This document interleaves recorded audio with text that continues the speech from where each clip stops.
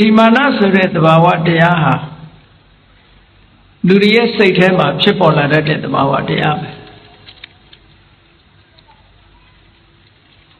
စိတ်ထဲမှာဖြစ်ပေါ်လာပြီးတော့နောက်ထိုမာနတရားရဲ့အရှိန်ကြောင့်လူရဲ့လှုပ်ရှားမှုအသွင်ပြင်တွေဟာတခြားအရာနဲ့မတူဘဲနဲ့ထူးထူးခြားခြားဖြစ်ပေါ်လာလေးရှိတတ်တယ်။ဒါကြောင့်မို့လူတွေကသိတာဒီလူကမာနကြီးတယ်ဒီလူကမောက်မာတယ်စသဖြင့်ပြောကြတာ။သူစိတ်ထဲမှာမာနဖြစ်နေတာကိုဘယ်လိုလုပ်သိရလဲလို့ဆိုရင်ထိုလူတယောက်ရဲ့ပြောပုံဆိုပုံထိုလူတယောက်ရဲ့အမှုအရာထိုလူတယောက်ရဲ့သွားလံလှုပ်ရှားဟန်ကိုကြည့်ပြီးတော့လူတွေကမာနရှိတယ်မာနမရှိဘူးတဲ့ပြောကြမာနသည်နန္တရားဖြစ်သည့်အတွက်ကြောင့်ပုံပန်းတရံမရှိဘူးသို့သောထိုမာနဖြစ်ပေါ်လျက်ရှိတဲ့ပုဂ္ဂိုလ်ရဲ့ပုံပန်းတရံကတော့တခြားပုံတရံနဲ့မတူဘဲနဲ့ထူးခြားနေတတ်တယ်တဲ့အဲကြောင့်မို့မာနရှိမှန်သိကြရတယ်ပေါ့ပုဂ္ဂိုလ်တယောက်ပြောတဲ့စကားကိုကြည့်ပြီးတော့လေသုံးသပ်လို့ရတယ်အကဲခတ်လို့ရတယ်အမှုအရာလှုပ်ရှားတော်လာမှုကိုကြည့်ပြီးတော့လည်းပဲသုံးသပ်လို့ရတယ်အကဲခတ်လို့ရတယ်ပေါ့ကောင်းပြီမာနဆိုတဲ့သဘာဝတရားဟာလူတွေရဲ့စိတ်မှာဖြစ်တတ်တဲ့စေတသိက်တရားတစ်မျိုးပဲစေတသိက်တရားဆိုတော့အကုသိုလ်တရားလည်းဖြစ်သည့်အတွက်ကြောင့်ဒီမာနဟာဘယ်သဘာဝတရားတွေနဲ့တွဲဖက်ပြီးတော့ဖြစ်တတ်တုံးဆိုပါစို့မာနဟာလောဘနဲ့တွဲလာသလားဒေါသနဲ့တွဲလာသလားမောဟနဲ့တွဲလာသလားလို့လေးလာသုံးသပ်ကြည့်မယ်ဆိုလို့ရှိရင်အဘိဓမ္မာသဘောအရမောဟဆိုတာတော့အကုသိုလ်ဖြစ်သမျှမောဟဆိုတာရှိတယ်ဒါကြောင့်မို့မောဟကိုအဓိကထားမပြောတော့ဘူးလောဘနဲ့တွဲသလားဒေါသနဲ့တွဲသလားလို့ဆိုလို့ရှိရင်မာနရဲ့အခြေခံဟာလောဘနဲ့တွဲလာတာပါသို့တော်လည်းမာနကြီးတဲ့ပုဂ္ဂိုလ်ဟာစိတ်တူတယ်စိတ်ဆက်တယ်မောက်မာတယ်ဆိုတာတွေကိုကြည့်ရင်လောဘရဲ့သဘောတွေကိုမတွေ့ရဘဲနဲ့ဒေါသရဲ့အမူအရာမျိုးတွေတွေ့နေရတယ်သို့တော်လည်းဒီမာနဟာဒေါသနဲ့တွဲလာတာတော့မဟုတ်ဘူးလောဘနဲ့တွဲတာဘာကြောင့်လို့ဆိုတော့မာနရဲ့အခြေခံစိတ်ဓာတ်မှာကကိုယ့်ရဲ့အတ္တကိုယ့်ရဲ့အကြည်အသွေးပေါ်မှာတွေ့တာကိုယ့်ရဲ့အကြည်အသွေးပေါ်မှာကန့်ညိနေတာကိုယ့်ရဲ့အကြည်အသွေးပေါ်မှာအထင်မြင်ပြုနေတာဆိုတော့မာနဟာလောဘသဘောတွေကိုအခြေခံလာတယ်တဲ့အဲဒါကြောင့်မို့လို့အဘိဓမ္မာသဘောမှာမာနဖြစ်လာပြီဆိုရင်ထိုမာနတရားသည်လောဘနဲ့ပဲရှင်တွဲတယ်လောဘနဲ့ရှင်တွဲလို့အဘိဓမ္မာသင်တဲ့ပုဂ္ဂိုလ်တွေကမာနဆိုတဲ့စေတသိက်တရားသည်ဒိဋ္ဌိကတဝိပယုတ်လို့ခေါ်တဲ့လောဘမှုစိတ်၄ခုနဲ့သာရှင်တယ်လို့ဒီလိုမှတ်ထားကြတယ်ပေါ့ပြီးတော့မာနသည်ဒိဋ္ဌိနဲ့လည်းရှင်တွဲခြင်းမရှိဘူးမာနရှိနေတဲ့အခိုက်မှာမှားယွင်းတဲ့အယူဆတရားပေါ်မှာမှားယွင်းတော့အယူဆလို့ခေါ်တဲ့ဒိဋ္ဌိနဲ့ရှင်တွဲနေမှုမရှိဘူးမာနနဲ့ဒိဋ္ဌိတို့သည်တစ်ခုဖြစ်နေတဲ့အချိန်မှာဉာဏ်တစ်ခုကဖြစ်လိမ့်မရှိဘူးတဲ့ခိုက်တန်ကိုပြောတာ လူတယောက်ရဲ့တဏ္ဍာမှာမာနလည်းဖြစ်နိုင်တယ်ဒိဋ္ဌိလည်းဖြစ်နိုင်တယ်သို့တော့ဒီမာနနဲ့ဒိဋ္ဌိဒီဖြိုင်တူမဖြစ်ကြဘူးလို့ဒီလိုဆိုလို့ပေါ့စိတ်တစ်ခုထဲမှာအတူတကွမဖြစ်ကြဘူးဘာလို့မဖြစ်တယ်လဲဆိုတာကိုစာပေကျမ်းဂန်များမှာတော့ဥပမာလေးပေးထားတယ်စွန့်ရည်တတိထက်တဲ့အားပြိုင်နေတဲ့ရှင်သေကြီးနှစ်ကောင်ဟာနိုင်ကူကြီးတစ်ခုထဲမှာအတူမနေသလိုပဲတဲ့မာနနဲ့ဒိဋ္ဌိဆိုတဲ့ဒီသဘာဝတရားနှစ်ခုမှားယွင်းတဲ့အမြင်ရဲ့ကိုထင်မြင်ယူဆမှုဆိုတဲ့အတွေ့ရဲ့ဒီမာနနဲ့ဒိဋ္ဌိဟာအားချင်းပြိုင်နေသည့်အတွက်ကြောင့်စိတ်တစ်ခုထဲမှာအတူတကွမဖြစ်ကြဘူးလို့ဒီလိုဥပမာပေးတယ်နောက်တစ်ခုစဉ်းစားကြည့်လို့ရတဲ့အခြေအနေတစ်ခုကပါလဲအကြောင်းတစ်ခုကပါလဲဆိုရင်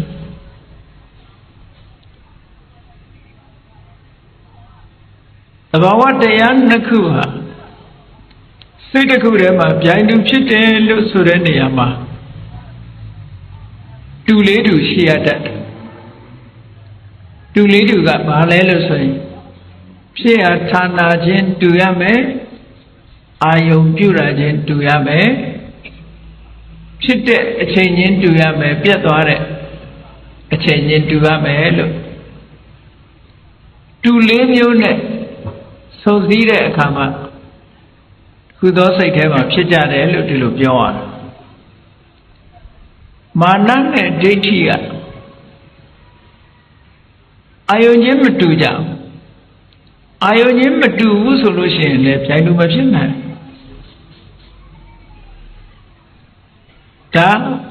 ကြည့်လေသဘာဝတရားနှစ်ခုဟာတစ်ခုကတောင်တွေးနေတယ်တစ်ခုကမြောက်တွေးတယ်ဆိုလို့ရှိရင်ဘယ်တော့မှပြိုင်တူမဖြစ်နိုင်ဘူးမာနဆိုတဲ့သဘာဝတရားရဲ့အာယုံကမိမိရဲ့အည်အသွေးထင်မြင်ယူဆချက်မိမိရဲ့အည်အသွေးကိုအာယုံပြုတယ်ကိုယ့်ရဲ့အည်ချင်းကိုအာယုံပြုတယ်အည်ချင်းဆိုတာကောင်းတဲ့အည်ချင်းရှိတယ်ညံ့တဲ့အည်ချင်းရှိတယ်ကောင်းတဲ့အည်ချင်းပဲဖြစ်စေညံ့တဲ့အည်ချင်းပဲဖြစ်စေမာနကအာယုံပြုတယ်ကောင်းတဲ့အည်ချင်းညံ့တဲ့အည်ချင်းကိုအာယုံပြုတယ်လို့ဒီလိုမှတ်ဒိဋ္ဌိဆိုတာကြတော့အည်ချင်းကိုအာယုံမပြုဘူးအယူအဆအတွေးခေါ်တစ်ခုကိုအာယုံပြုတယ်တဲ့ view ကိုအာယုံပြုတယ်ပေါ့နော်သူ့ရဲ့အယူအဆအတွေးခေါ် philosophy သူ့ရဲ့ထင်မြင်ယူဆချက်ကိုအာယုံပြုတယ်ဒါကြောင့်မို့လို့မာနနဲ့ဒိဋ္ဌိတို့ဟာ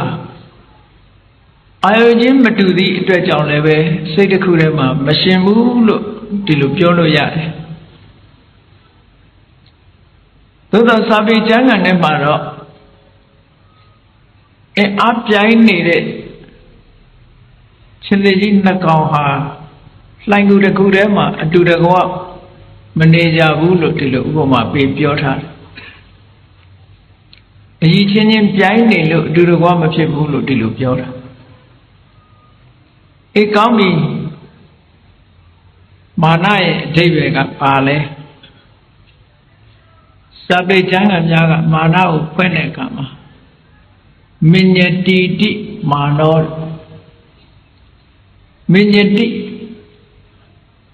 မှတ်ထင်နေတတ်ဣတိတသမတို့ကြောင့်မာနောမာနဆိုတာအထင်တစ်မျိုးပဲ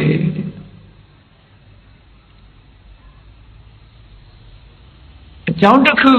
မှီပြုပြီးတော့ထင်မြင်ယူဆချက်ထင်မြင်ချက်တွေးထင်ချက်ဒါမာနဘာနဲ့တွေးထင်လို့ဆိုစဉ်းစားကြည့်လေလူတွေကမာနဖြစ်ပြီးဆိုလို့ရှိရင်ဘယ်ပေါ်မှာအခြေခံတော့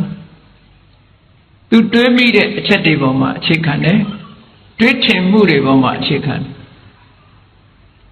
ယ်သူ့မှာပိုင်ဆိုင်တဲ့ပစ္စည်းဥစ္စာတွေကိုတွေးပြီးတော့င ငါချမ်းသာတယ်ငါမှာပတ်စံတွေအများကြီးရှိတယ်အဲ့ဒီလိုမိမိရဲ့ချမ်းသာမှုဥစ္စာဓနအပေါ်ဓနကိုတွေးပြီးတော့ငါမှာရှိတယ်ဆိုတဲ့အတွေးနဲ့ဓနမှန်ဥစ္စာမှန်ဆိုတာဖြစ်ပေါ်လာတယ်ပစ္စည်းဥစ္စာကိုအကြောင်းပြုပြီးတော့မာနတက်တယ်လို့ဒါပြောတာနော်ပစ္စည်းဥစ္စာရှိတဲ့ပုဂ္ဂိုလ်ကမာနတက်တယ်ဒီမရှိတဲ့ပုဂ္ဂိုလ်ကတော့မာနတက်လာလို့ဆိုပစ္စည်းဥစ္စာနဲ့ပတ်သက်ပြီးတော့မာနတက်เสียမရှိဘူးအချုပ်ပုဂ္ဂိုလ်ကြတော့ဘာပေါ်မှာမာနတက်လို့ဆိုအမျိုးခုံပေါ်မှာခုံယူဝင်ကြွားပြီးတော့အမျိုးခုံနဲ့ပတ်သက်ပြီးအမျိုးနဲ့ပတ်သက်ပြီးတော့မာနတက်သေးတယ်ကိုတာတယ်မြစ်တယ်မြတ်တယ်လို့ဒီလိုထင်အမျိုးနဲ့ပတ်သက်ပြီးတော့လည်းပဲ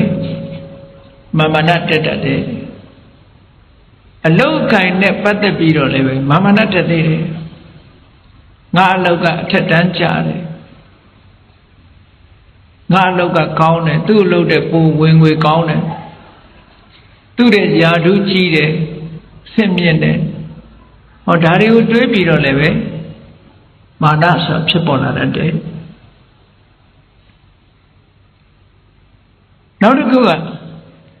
ပညာရနဲ့ပတ်သက်ပြီးတော့လည်းမာနဖြစ်တတ်တယ်ကိုတတ်တဲ့ပညာနဲ့ပတ်သက်ပြီးတော့ဟေးငါကတက္ကသိုလ်ကထိကကြီးပဲတက္ကသိုလ်ပါမောက္ခကြီးပဲဘာဘွဲ့ရထားတယ်စသဖြင့်ပေါ့ပညာနဲ့ပတ်သက်ပြီးတော့လည်းပဲမာနတွေတက်လာတတ်တယ်ဟောအရေးချင်းတွေကိုတွေးထင်ပြီးတော့ကိုသားတယ်လုံနိုင်တယ်စွန့်နိုင်တယ်ဆိုတဲ့အနေအထားတွေကိုကြည့်ပြီးတော့မာနဆိုတာဝင်လာတတ်တယ်တဲ့မာနတရားဖြစ်ပုံကိုပြောတာနော်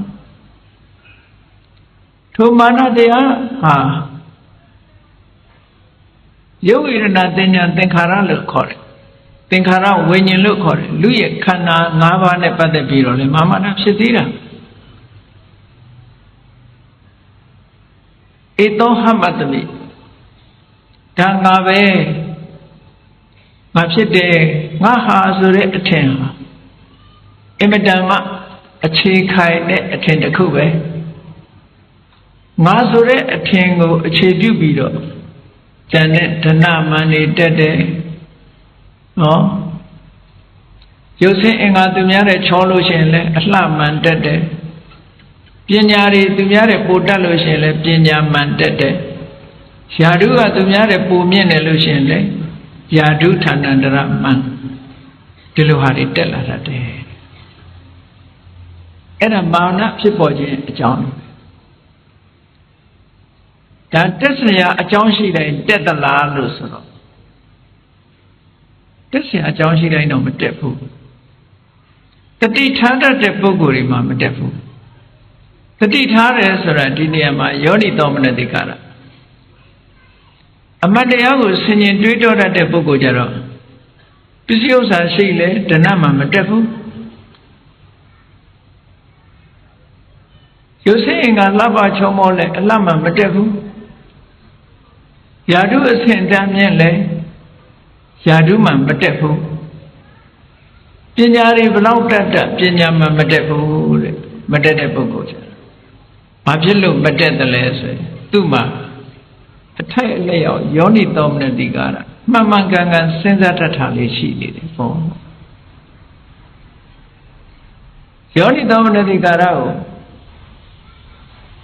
မှန်ကန်သောနိလန်းဖြစ်စိတ်ထဲမှာနှလုံးထားခြင်းအင်္ဂလိပ်လိုတော့ wise attention လို့ပြန်လေးရှိတယ် attention လို့ wise attention လိမ္မာပန်းတဲ့အတွေ့အသိဉာဏ်ပါတဲ့အတွေ့ရှိတဲ့ပုဂ္ဂိုလ်ဟာ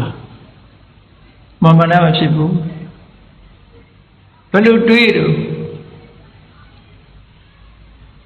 ပစ္စည်းဥစ္စာဆိုတာမြဲတဲ့အရာတွေမဟုတ်ဘူး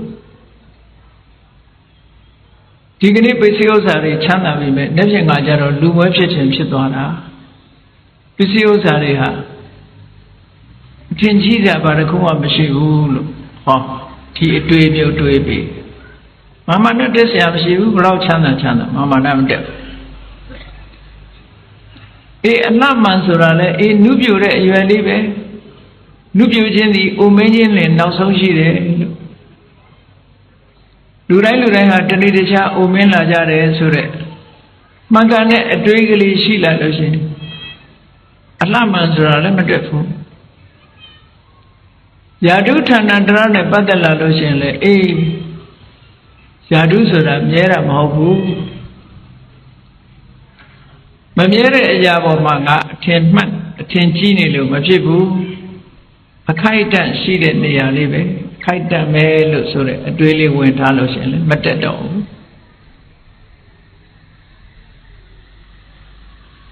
အမျိုးနဲ့ပတ်သက်ပြီးတော့ကုလမှန်တက်လို့ရှိရင်လေမှန်မှန်ကန်ကန်စဉ်းစားလိုက်အိုးသူလည်းလူပဲငါတို့လည်းလူပဲလူချင်းပဲဘာမှထင်ကြီးစရာမဟုတ်ပါဘူးဆိုပြီးတော့အတွေးလေးနဲ့နေလို့ရှိရင်အမျိုးမှန်ဆိုတာလည်းမတက်ပါဘူးပညာမှန်ဆိုတဲ့နေရာမှာလည်းပဲအေးငါကြိုးစားလို့ငါသိတာသူလည်းကြိုးစားရင်တတ်မှာပဲပညာဆိုတာအလုံးဆိုင်တဲ့အရာသာဖြစ်တယ်လို့ဟောတယ်လူမှန်မှန်ကန်ကန်စဉ်းစားလိုက်လို့ရှိရင်လေပညာမှန်ဆိုတာမတက်ပါဘူးကိုလိုမသိတဲ့ပုဂ္ဂိုလ်တွေအေးသူတို့မသိရှာကြဘူးငါသိအောင်ပြောပေးမယ်ဟောမြင့်မြတ်တဲ့အတွေးနဲ့အဲ့ဒါလို့တွေးတော်တတ်မှန်မှန်ကန်ကန်စဉ်းစားတတ်လာလို့ရှိရင်တော့ဆိုပါပြောတဲ့မာမနာတွေကတခုမှတက်လာမှာမဟုတ်ပါဘူးကောင်းပြီမာမနာဆိုတဲ့နေရာမှာယာထာဝမာနအယာထာဝမာနလို့စာပေကျမ်းကနေမှာနှစ်မျိုးခွဲပြီးတော့ပြောသေးတယ်ယာထာဝမာနဆိုတာသူထင်တဲ့အတိုင်းတကယ်မှန်ကန်တဲ့မာနမျိုးကဒါယာထာဝမာနလို့ခေါ်တယ်မှန်ကန်တဲ့အရာပေါ်မှာအခြေခံပြီးတော့ဖြစ်တဲ့မာနဒီမျိုးမှာသူအချမ်းသာဆုံးပစ္စည်းဥစ္စာတွေချမ်းသာဆုံးဟောသူအချမ်းသာဆုံးဖြစ်လို့သူကိုယ်သူပစ္စည်းဥစ္စာပေါ်မှာမန်တက်ရဲ့ဒါယာထာဝမာန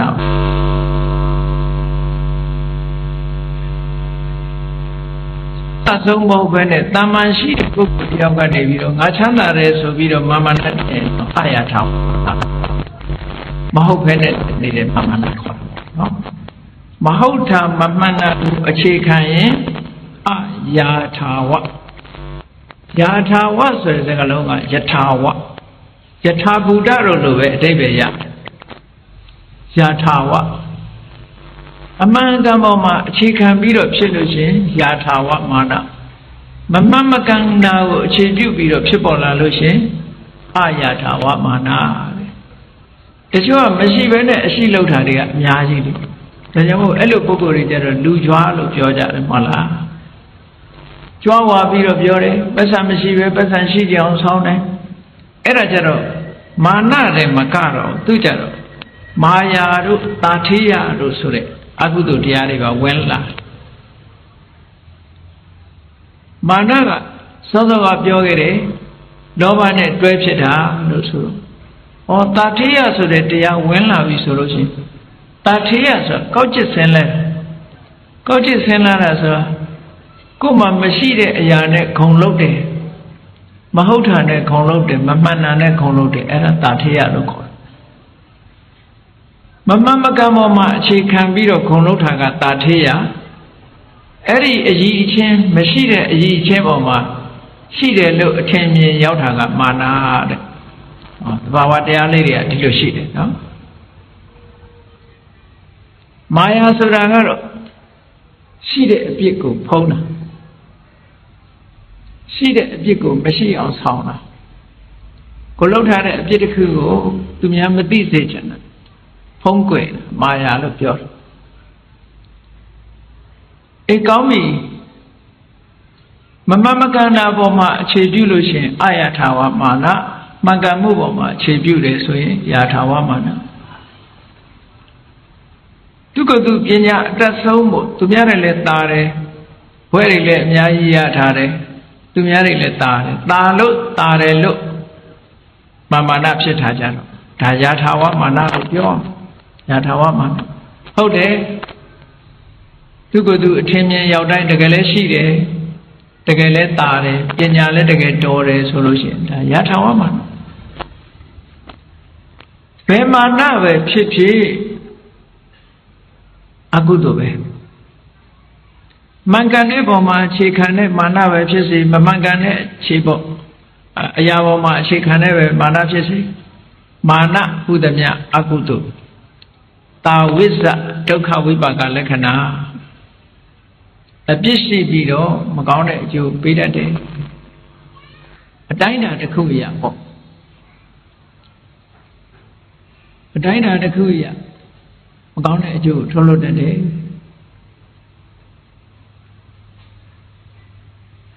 ဒီနေရာမှာယာထာဝမာနနဲ့ပတ်သက်ပြီးတော့ကြည့်ဘုရားမြတ်စွာလက်ထက်တော်ခါကာလတော့ရူပနန္ဒာဆိုတာရှိတယ်မျိုးသမီးလေးအဲ့ဒီရူပနန္ဒာကတခြားသူမဟုတ်ဘူးမြတ်စွာဘုရားရဲ့အမေတူအဖေကွယ်အဖေတူအမေကွယ်နမတော်ပဲသနဗရကလျာဏီဆိုတာတော့ဘွဲလို့မှတ်ထားကြသနဗရကလျာဏီဆိုတာဒီနယ်မှာသူအချောဆုံးလို့ခုခေတ်အနေနဲ့ပြောမယ်ဆို Miss Universe ပေါ့အလှမဲ့ရွေးထားတာအဲ့ဒီအဓိပ္ပာယ်မျိုးရှိတယ်နော်သို့တော့မြန်မာလူမျိုးတွေကသိကြတာသနဗရကလျာဏီသနဗရကလျာဏီနဲ့သိတယ်သနဗရကလျာဏီရဲ့အဓိပ္ပာယ်ကဒီနယ်မှာသူအလှဆုံးပေါ့ခုခေတ်ရွေးတယ်ဆိုရင်ဟုတ်လားတိုင်းအလှမယ်တို့မြို့အလှမယ်တို့ကမ္ဘာအလှမယ်တို့ရွေးတာမျိုးလို့ပေါ့သနဗရကလျာဏီမူလနာမည်ကအဘိရူပနန္ဒာအဲ့ဒီအဘိရူပနန္ဒာကသူ့ကိုယ်သူအချောဆုံးလို့ဆိုပြီးတော့အလှမှန်တက်နေတာသူနဲ့မောင်နှမအရင်နန္ဒမင်းသားရသော်ဘုရားတဲ့နေ့ရက်သုံးလောက်ငဲတယ်အကြကလည်းပဲလက်နှစ်သက်လောက်နှစ်သက်သုံးသက်လောက်အရနှိမ့်တယ်ရသော်ဘုရားညီကိုဆိုတော့တူတာပေါ့ဘုရားနဲ့ရုပ်အမတန်တူတယ်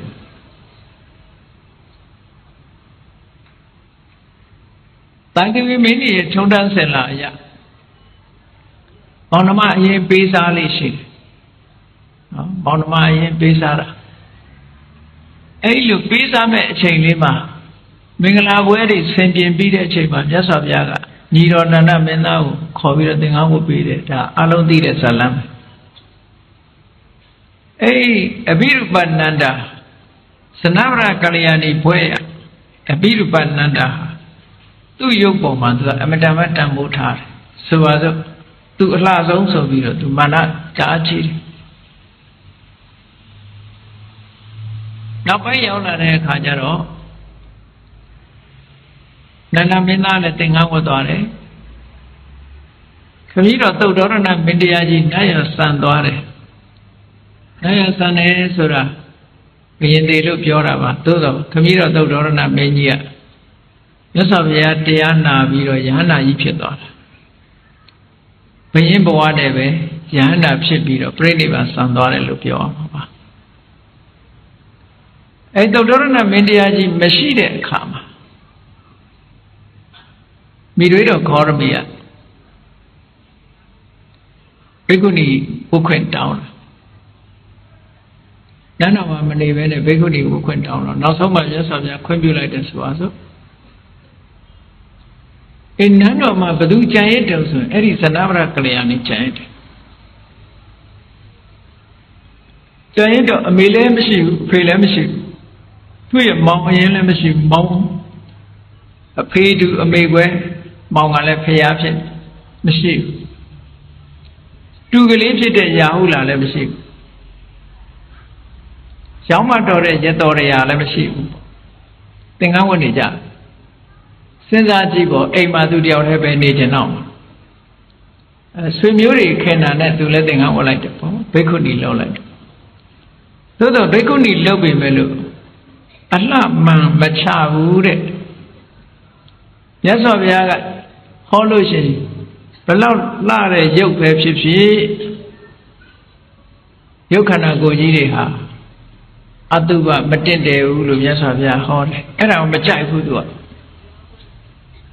အတုပလို့ဟောတာမကြိုက်ဘူးဒီကနေ့မြန်မာပြည်မှာတော့လူသေးရုပ်လောင်းကိုမှအတုပလို့ခေါ်တာ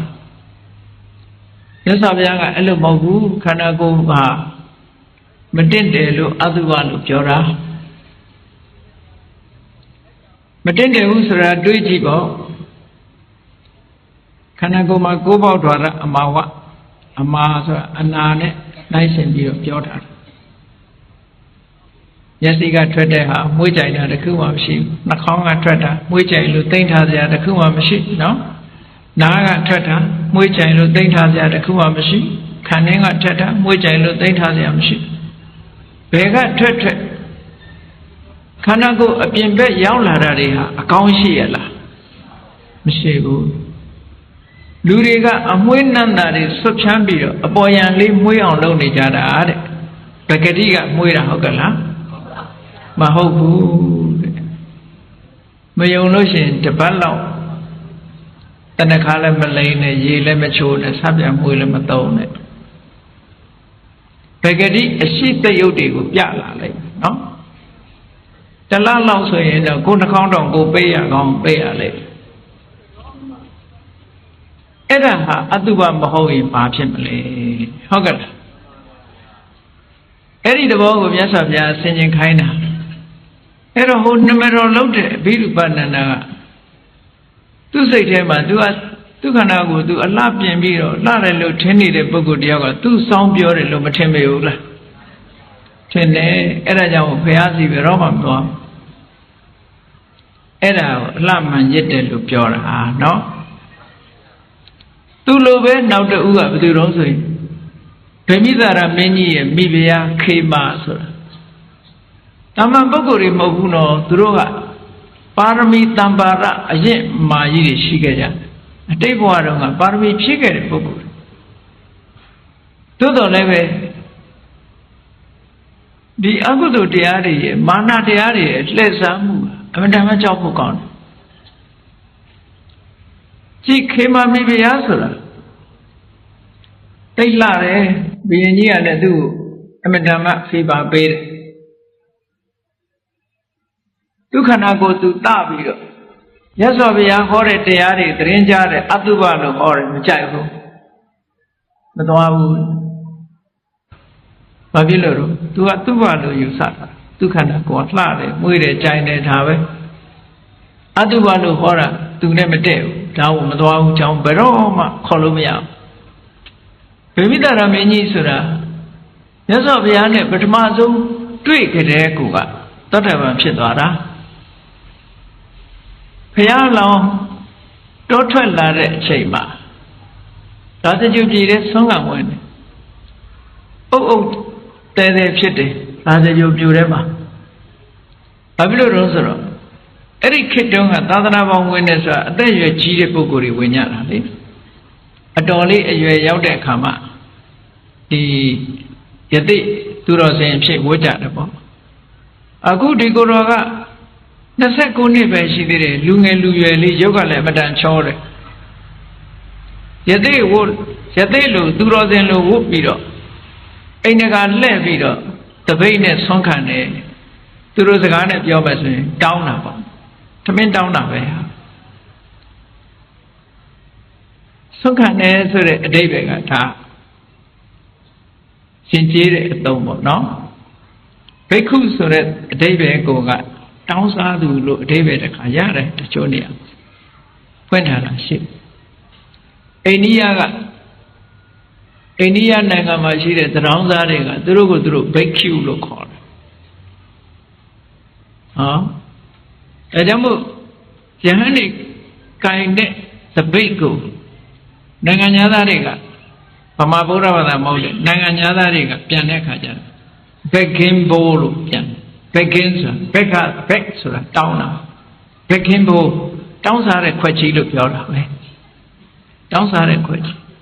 အဲ့ဒါကိုနားထောင်မကောင်းလို့ဘုန်းကြီးတို့ကတော့ဘက်ကင်းဘုံမဟုတ်ဘူး arms bow အလူခံတဲ့တပိတ်လို့ဒီလိုပဲပြောင်းပြောရတာနော်သို့တော့မှားလာသူတို့ပြန်တယ်မှားတော့မမှားဘူးဘက်ကင်းဘုံပဲ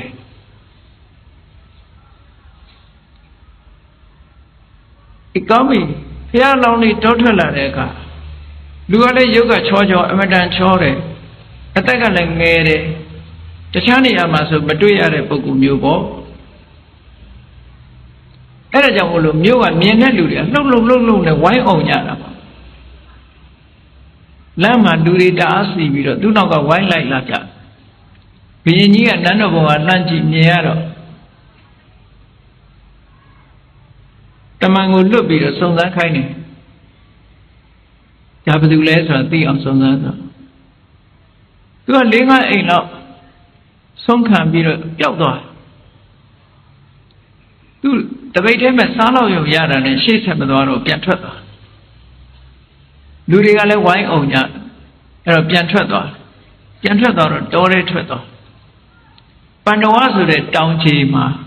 တစ်ပင်ရိပ်လေးအောင်မှထိုင်ပြီးတော့ဆွမ်းစားတယ်